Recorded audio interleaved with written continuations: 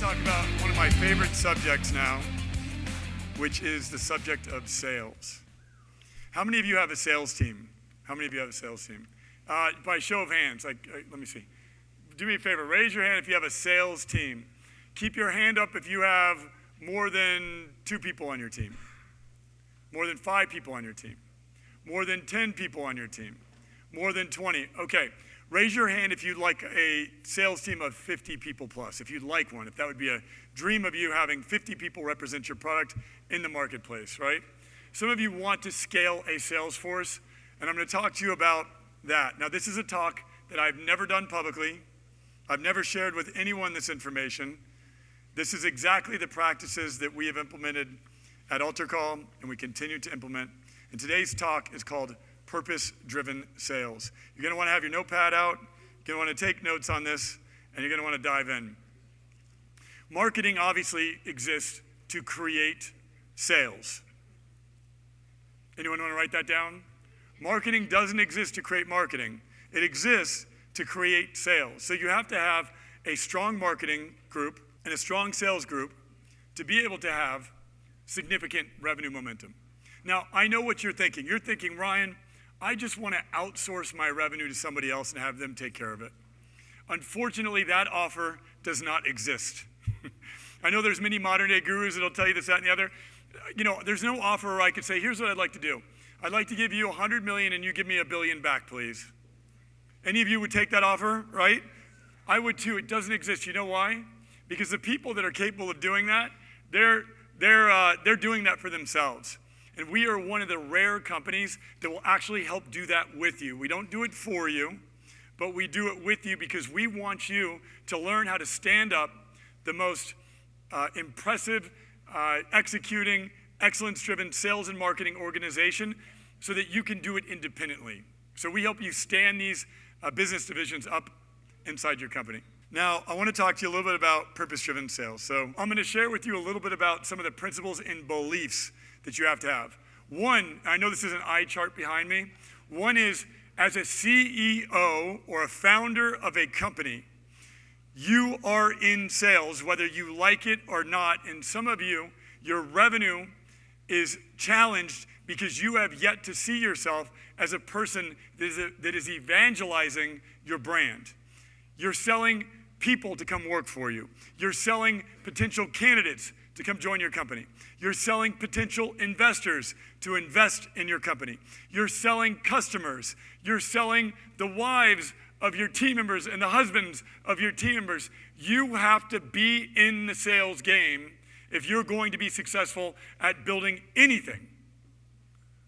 If you want to have a company that does $100 million a year in revenue, you're going to need something around 100 employees or so. With AI, maybe that's a little bit less, right? That's a lot of people that you're going to have to sell to join your vision. That's a lot of stakeholders that you are going to need to have around you that believe in the vision that you have. When I was a young man, my first mentor, his name is Bob Hunt, he's no longer with us. He said, Ryan, you would be great at sales. And I remember thinking to myself, what does that even mean? My association with salespeople was that they were, used car salesmen, door-to-door salesmen, people that, I didn't think it was the most esteemed position. And then he explained to me, no, you got it all wrong. The greatest salesperson in the world is the President of the United States of America. Your pastor, your rabbi, your priest, your community organizers, they are the best salespeople. Think about brands that you love right now. Anyone, we have Scott here from Apple. Was Steve Jobs not one of the best salespeople in the history of the world? Look at Jeff Bezos. He's a great salesperson. These people are selling their vision. They're selling their teams. They're selling investors. They're selling Wall Street. They're selling. And the first belief that you have to have when it comes to the subject of sales is that it's really not sales at all. It's influence. The more that you sharpen the skill of sales, the more influential you become. The more clear you become in your communication, the more more congruent you are in handling a person's objection, the more you're able to connect to people.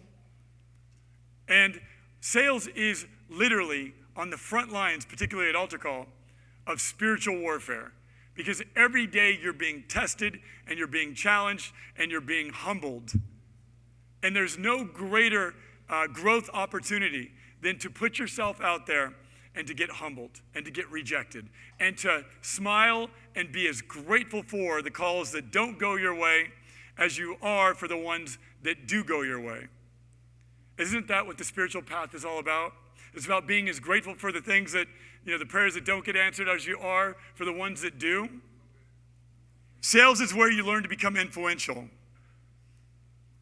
You are already great at sales. Say that, I am already great at sales. You sold your parents. You sold your wives. I've seen some of you, you definitely sold your wives. Some of you, I don't know how you wound up with them. Some of you guys are way outside your league up in here. You sold your kids. You sold your teachers. You sold your team. You sell every day. You are a sales machine. Sometimes when you're at the grocery store, you're checking out, you sell the person to give you a little discount, or you sell the person to move a little faster. You are already great at sales. Say, I am already great at sales. Now, I want to give you a secret to becoming even better at sales. One, it's all about gratitude.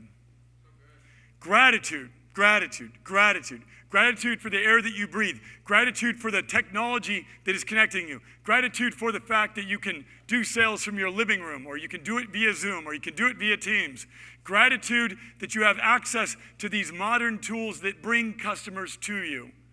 When I first started my career, the idea that I could invest $1,000 to test customer acquisition funnels was unheard of. You had to buy ads in the a penny saver or the recycler, or you had to someday save up enough money to buy a billboard or an infomercial. And those were astronomical investments that may or may not yield anything.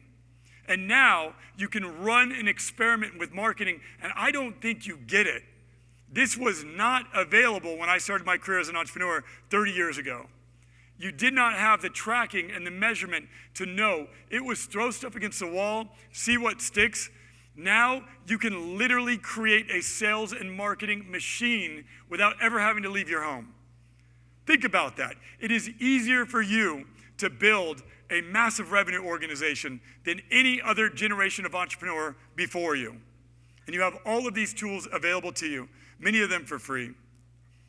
Now, gratitude creates abundance. A lack of gratitude creates what I like to affectionately call a negative ego. There's a positive ego and there's a negative one. And a negative ego creates scarcity. Here's what it sounds like. You ready? Oh, that's a terrible call. Just terrible. This person's awful. It's just awful. I had to do 10 calls today and nobody signed up today. What do you think happens when God hears that voice speaking out loud? Right? He puts you in a timeout. Right? Put you in a timeout. He says, why don't we just put you in a timeout until you do what? Until you realize that every person that God sends your way is an opportunity for you to serve, for you to meet them, to learn about them, to understand their personality. We're all flawed, quirky, strange people. You get the opportunity to meet them and decode one person at a time and see the glory of God within them and to really see them at a higher level than they are. What an opportunity. But yet you're like, oh, this didn't go my way. This tenant was terrible. They didn't come in prepared. You could look at that the other way and say, I'm just so grateful I get to practice my skill. I'm so grateful I get to sharpen my skills of sales. I get to sharpen my skill of compassion, my skill of empathy, my skill of loving people unconditionally.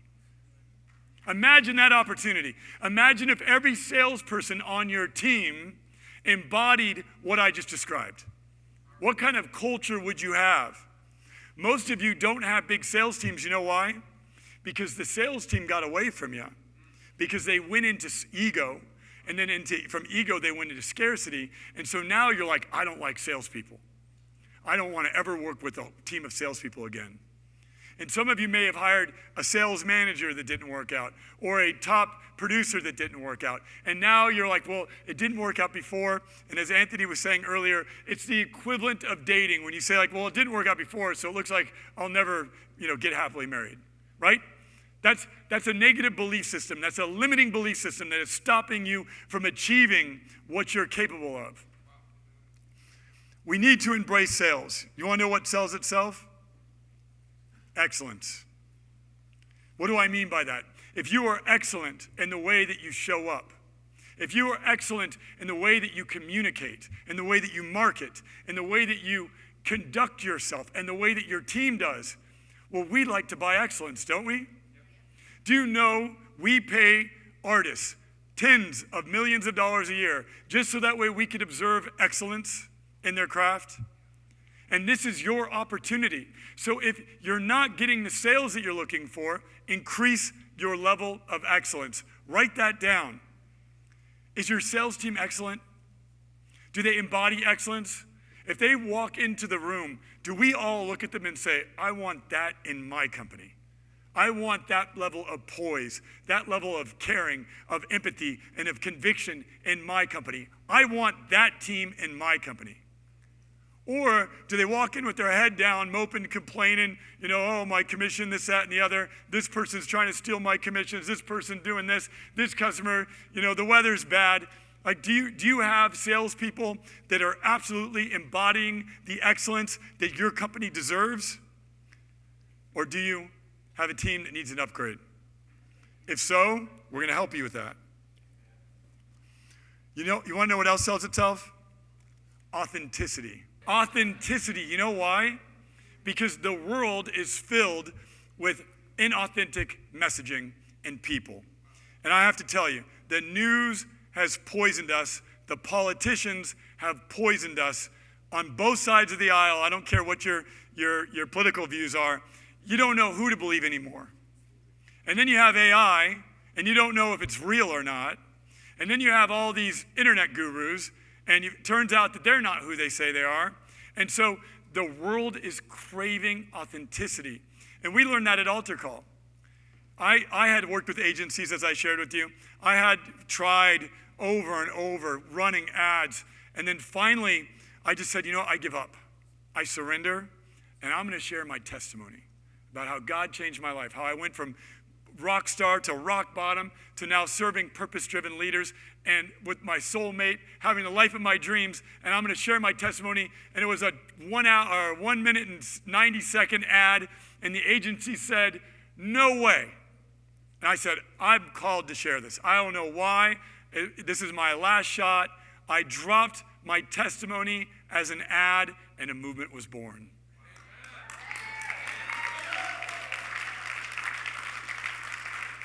And oh, do I believe it? One of our clients, he's not in the room, he's a level 4. He just enrolled. He told me, he said, you know why I enrolled? I said, why? He said, because you say the craziest things on your ads, and I believe it too. He's like, I believe God is the best business partner you could ever have in your business. And the fact that you're saying that out loud, let's go. Right?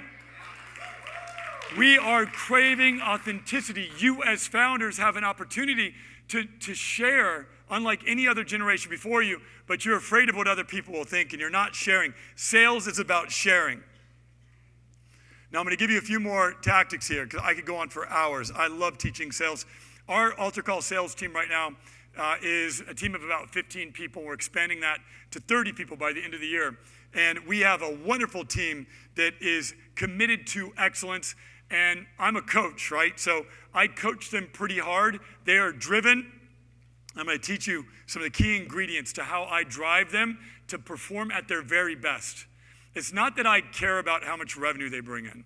It's not that I care about who they are and them operating from a level of excellence. I've seen them when they are at their best, and I've seen them when they're not at their best. And there's days where I'm not at my best too. And my organization and the culture that I've created calls each other forward. We hold each other accountable. We want each of us to perform at our very best. Think about it like a sports team. Any of you sports fans, raise your hand if you like sports. Basketball, baseball, football, some call it soccer. Raise your hand if you like sports one more time, right? Now, if I were on a basketball court, which is my favorite sport, and the coach drew a play and said, here's a play, and I showed up and I said, I'm not running that play. And the coach said, well, Ryan, maybe there's some miscommunication. Let's run this play. And then I said, yeah, I don't feel like it. And then I'll say, okay, fine, I'll run the play. And then I kind of, mope around. I kind of pass it over here, and I don't pass it to the right person. I go, yeah, I ran the play, coach. What would a good coach do in that moment?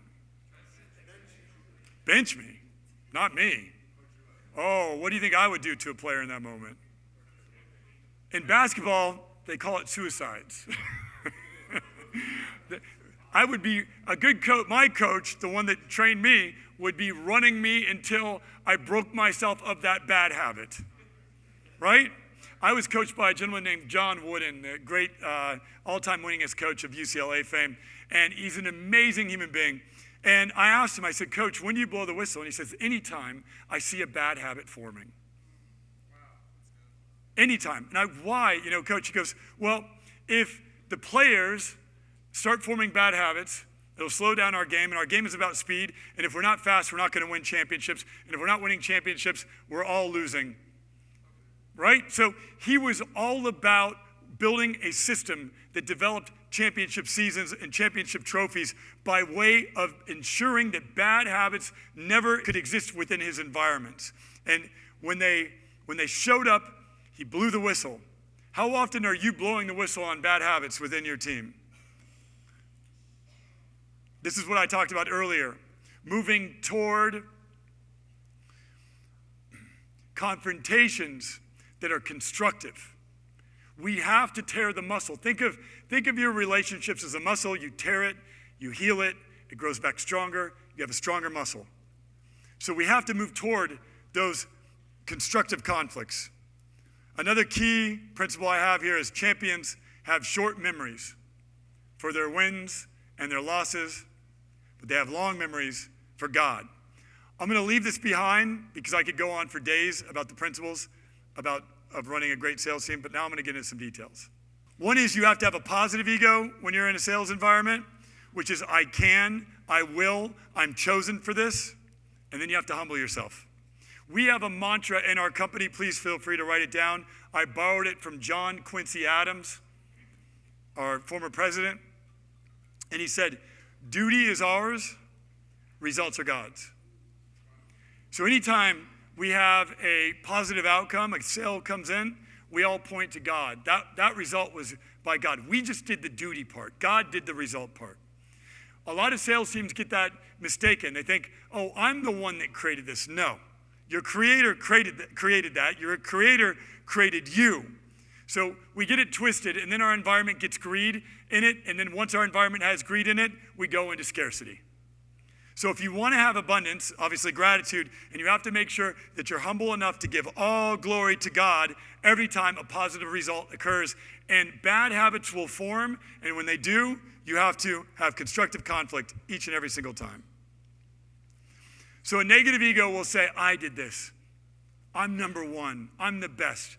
If this company didn't have me, it wouldn't be anywhere. I'm the best. No one's better than me. I'm better than everyone. That's a negative ego. A positive ego is duty is mine. Now, this is a rule of thumb, a formula when it comes to revenue. Activity times conversion equals result. Say it after me. Activity times conversion equals result. What are the activities that your sales force does? Or your marketing, for that matter? Are you calling leads? Are you doing DMs? Are you doing knocking on doors? Are you scheduling appointments? Are you having leads book appointments for you? Activity times conversion percent equals results.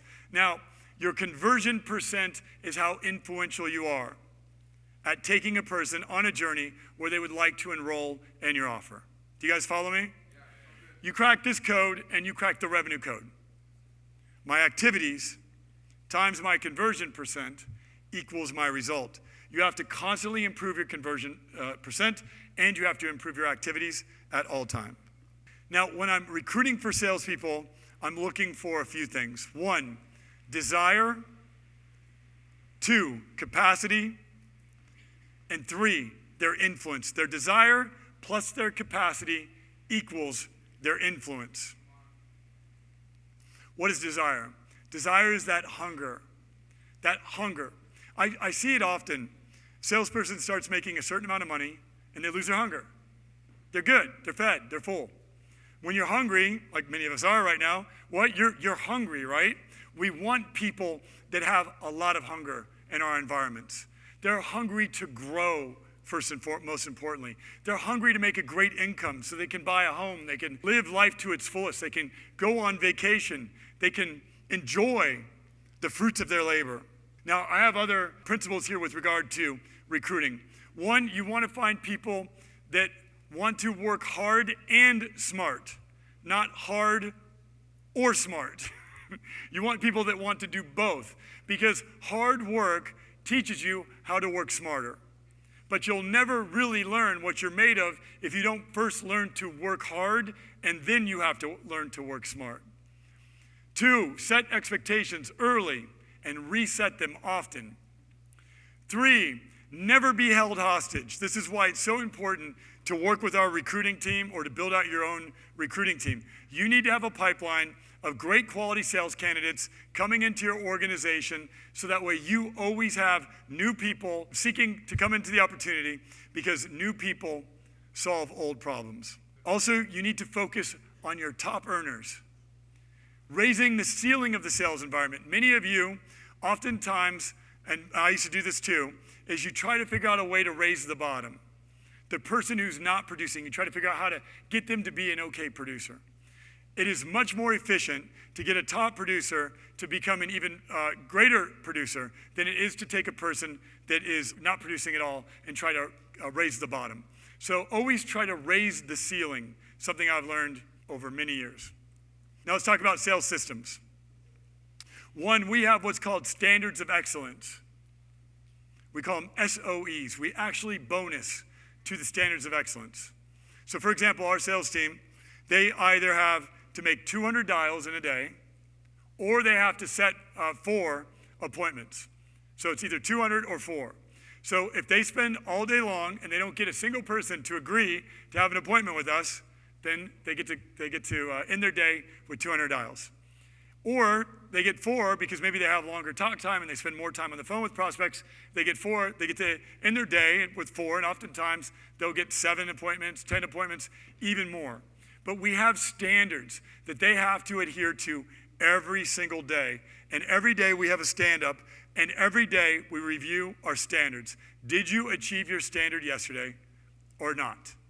And we ask every team member to go round robin every day and state whether or not they achieve their standards. 2, you want healthy competition. Now, unhealthy competition is them competing with themselves. Unhealthy competition is them going into the negative ego. Healthy competition is them competing not with themselves, but against themselves. Yesterday, I did X. Today, I can do better. Healthy competition is for them to want to perform at their highest level they possibly can, consistently, week over week, and you have to design your sales systems around healthy competition. If your team doesn't have a healthy competition, they're not good. They're not going to perform at a high level.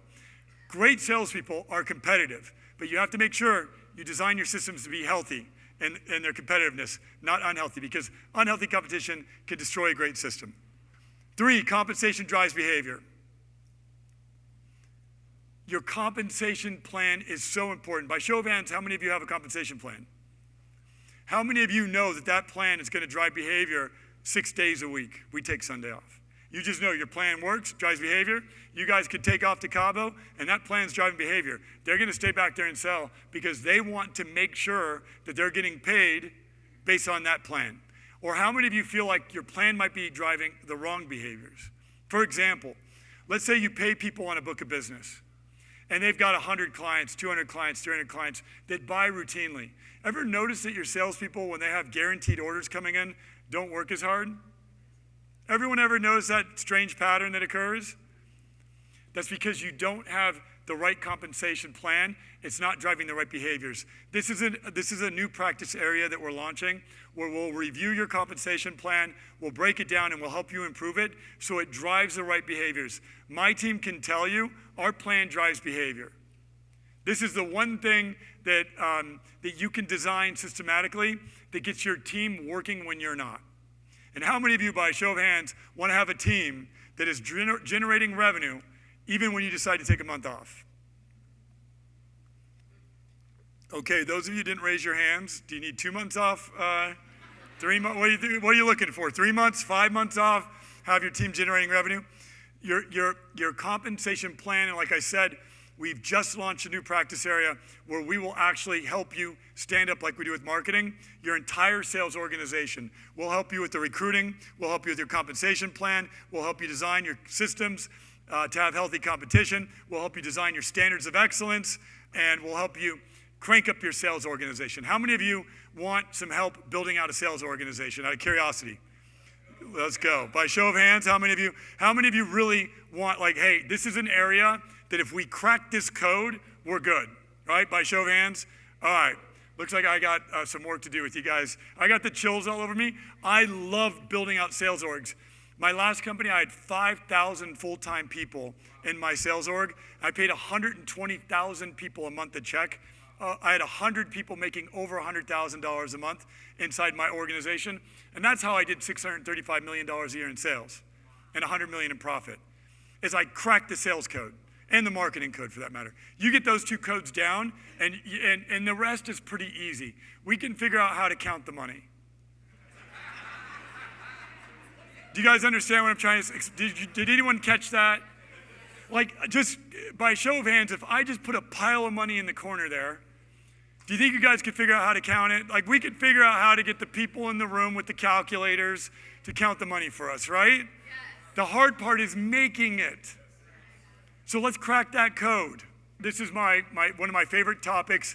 I really felt called to teach a different kind of sales than what the people are teaching in the marketplace. I'm talking about kingdom-driven sales here, not snake oil sales, and I'm talking about sales that's driven by excellence, sales that's driven by authenticity, sales that's driven by systems of service. That's what we call our system at AlterCall. We call it the system of service. I know we've talked a lot about metrics, and Anthony walked through cost per lead and conversions. You don't understand. That's the engine that powers our service so that we can become one of the most powerful service organizations that has ever existed. Because think about harnessing these modern tools to be of greater service. Think about the impact that we'll be able to make when we harness these tools to be of greater service. These are some of the subsystems that you have to develop. So it's not just one system, it's many systems. You need systems around prospecting, presentation, enrollment, follow-up. You need systems around your relationship management. Some of you think of CRMs as a dirty word. Like, you're like, oh, I don't want a CRM. You don't understand. At AlterCall, we spent $30,000 a month in software when our revenue was only 20 in 1 month. And everybody would be like, why would you ever do that? Because I knew I was going to scale the company. And I would rather make that investment now rather than try to figure out how to make that investment when I have 5 salespeople or 10 salespeople. And I can tell you that investment has paid tremendous results because I was investing in my systems early and often because I knew I was going to build a movement that impacted billions of people's lives. So why would I spare any expense on the systems, the tools, and the technology so that I could scale? Why would I do that? Right? That's being penny wise and pound foolish, as the old saying goes. You need systems for referrals, and you need systems for your record keeping. Now, I want to share with you a quote that is very powerful to me because after you build these revenue systems, I want to be in a position where I can pull you aside and say, what good is it for someone to gain the whole world, yet forfeit their soul? And the reason why I shared that quote with you is because I know we're talking about revenue. I know we're talking about money. but I want you to make sure that you always are grounded in what matters the most, which is the Word. You are here to borrow from our experts, to steal our tools and our methods so that you can implement them in your environment, so that you can be a better soul in the world, give back, be more philanthropic, and change the world. This is why you came here.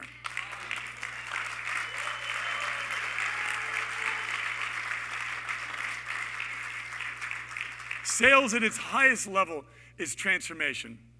It's transformation. When you're talking to a new team member, you're talking to them about a transformational journey. When you're talking to a new investor, you're talking to them about a transformational journey. It's showing people the cost of staying the same is very expensive. And that's what sales is at its ultimate level. It's a transformational journey where you're teaching people and sharing with people that they don't need to stay the same.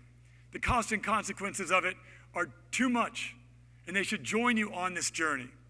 And I'm here to implore you to join me on this transformational journey so that we can transform your organizations. You have met practice partners in our company, from Jess to Anthony, and we have more. And obviously now we're going to talk about our sales practice area a little bit more.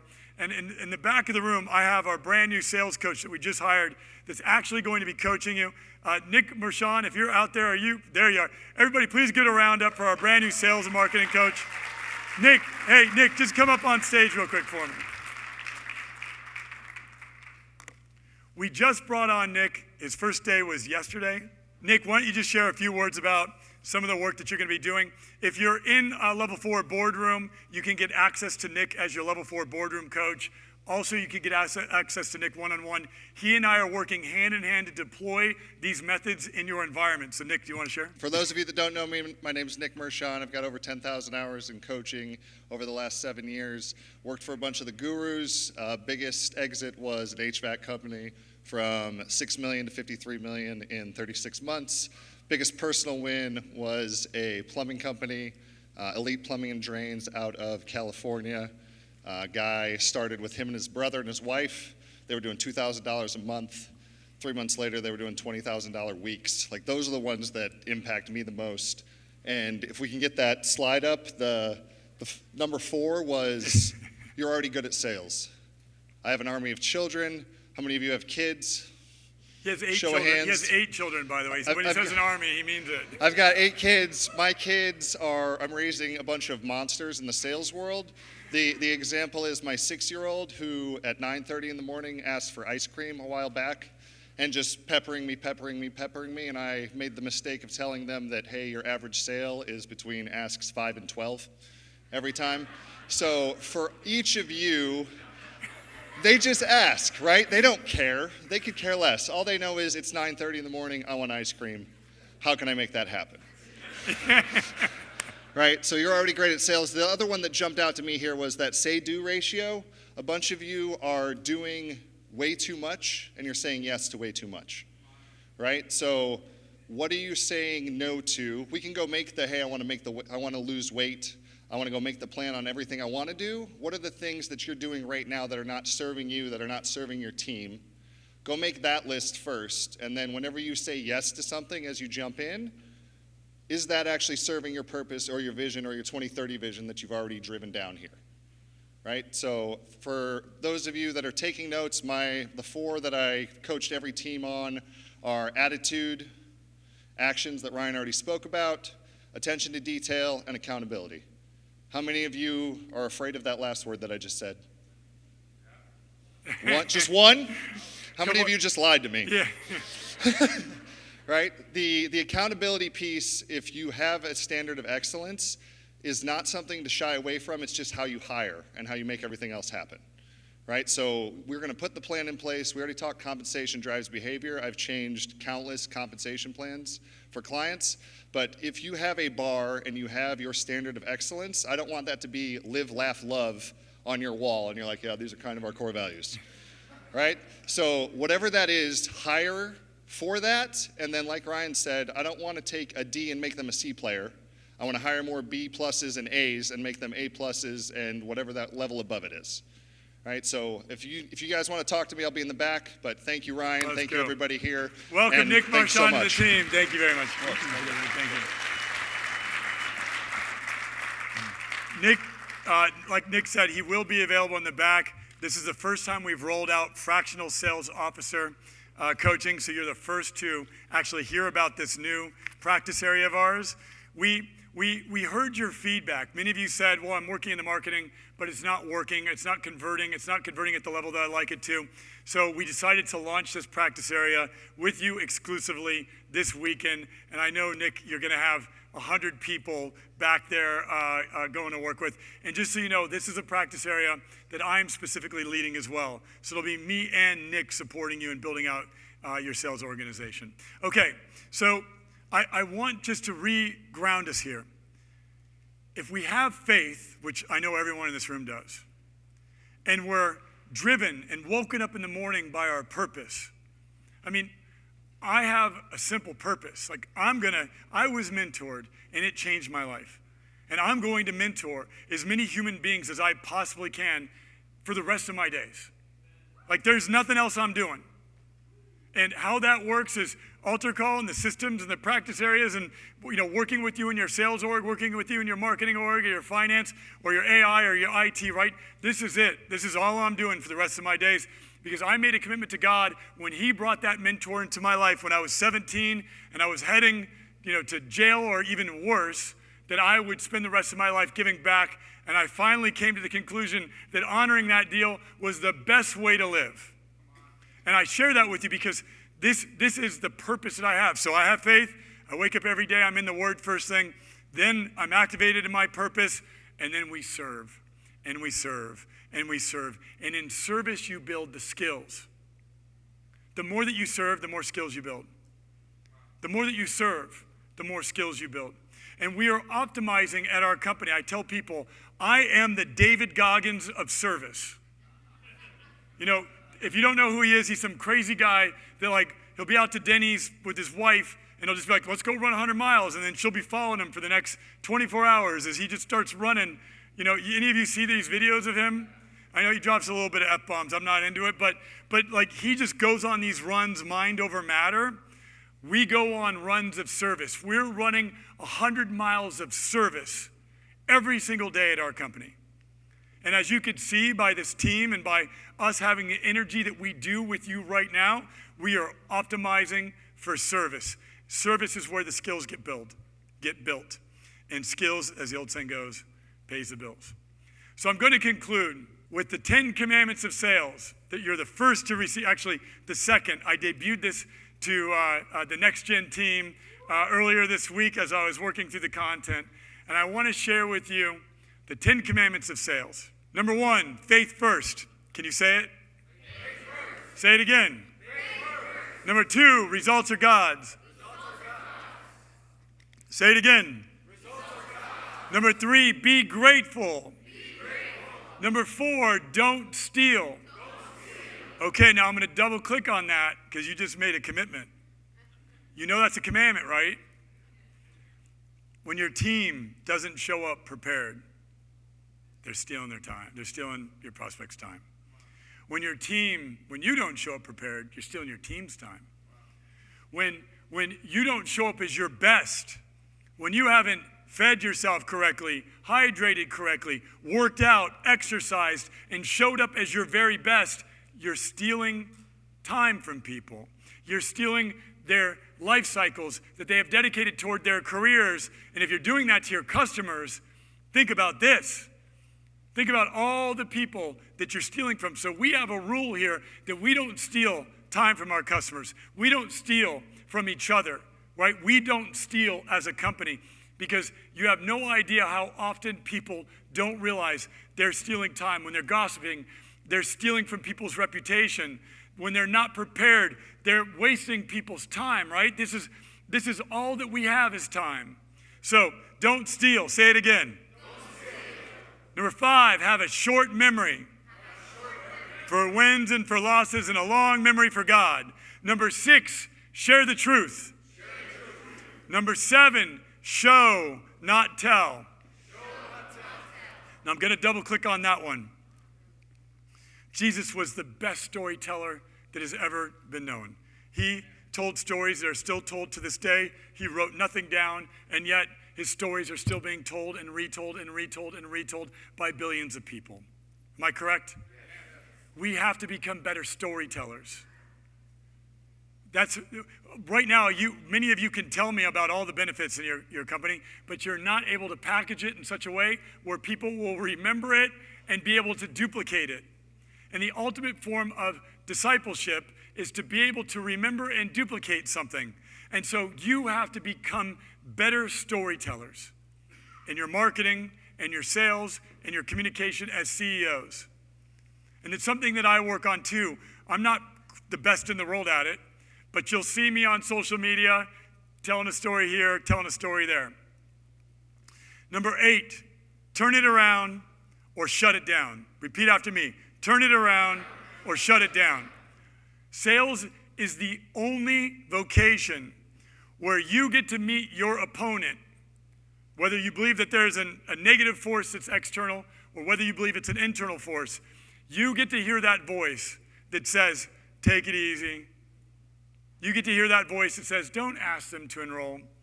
You get to hear that voice that says, oh, if only the leads were better.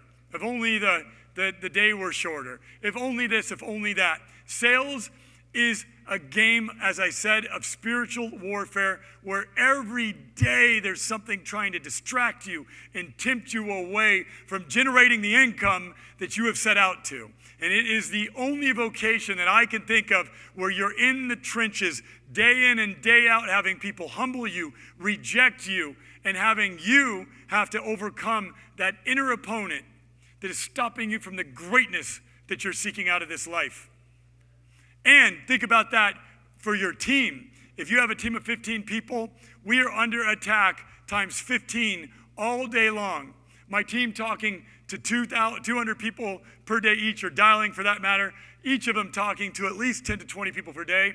That's 300 plus conversations a day that we're having. Three times 15. But yeah, so if we're talking to 10 people per day times 15, that's 150, 300. So we're having at least that many conversations, that many opportunities to get rejected, that many opportunities to get more skilled and to get better every single day. Now, you have to turn it around, which means you have to take the negative and you have to turn it into positive. So how do I get better from this call? How do I learn how to overcome objections better? How do I learn how to have more empathy? How do I learn how to qualify a person a little quicker? How do I learn? Every call is an opportunity to learn and to grow. And so when you feel that negativity, you have to turn it around. Immediately find the positive in it. Do you guys understand what it means to turn it around? Or you have to shut it down and just say, I'm not open for business right now. That's my lower self. I don't got time for that right now.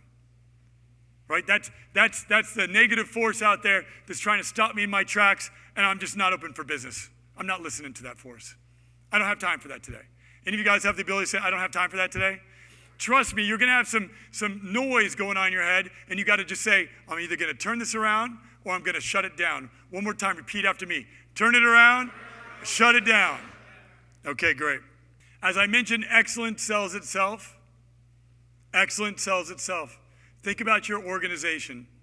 If you walk into an organization and the bathroom is a mess and it's dirty and you don't buy, you don't want to do business with people that aren't embodying the virtues and values that you're seeking. None of us do.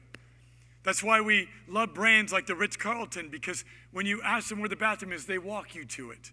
And I hope that my team here at AlterCall embodies excellence, because we have driven that into them, and we're a work in progress. We're not perfect by any means, but I will tell you this, that is the standard that we hold ourselves accountable to, and we will continue to strive to reach that standard. Even when we fall short, we're going to continue to try to pursue a standard of excellence. And I hope that you'll walk away and embody that commandment in your organization. If all you did is operate with more excellence as a result of this experience that you had with us here today, you are going to generate more revenue. And then the last item that I'll share with you, and this is a belief that has come true because it's such an honor to serve you. And I never understood this until working with you at AlterCall. And that is that all of my prayers are answered through service. the more that I serve humanity, the more that I serve people, the more I'm showing to our Creator that I'm willing to change, that I want to grow, that I'm willing to wash the feet of the people I'm called to serve. And so all of your prayers are answered and will be answered through service. Repeat after me. All of my prayers are answered through service. All of my prayers are answered through service. All of my prayers are answered through service. How'd that feel? This is the secret code of secret codes. You want more out of life? Serve more. You want more customers? Serve more. You want to have a bigger company? Serve more.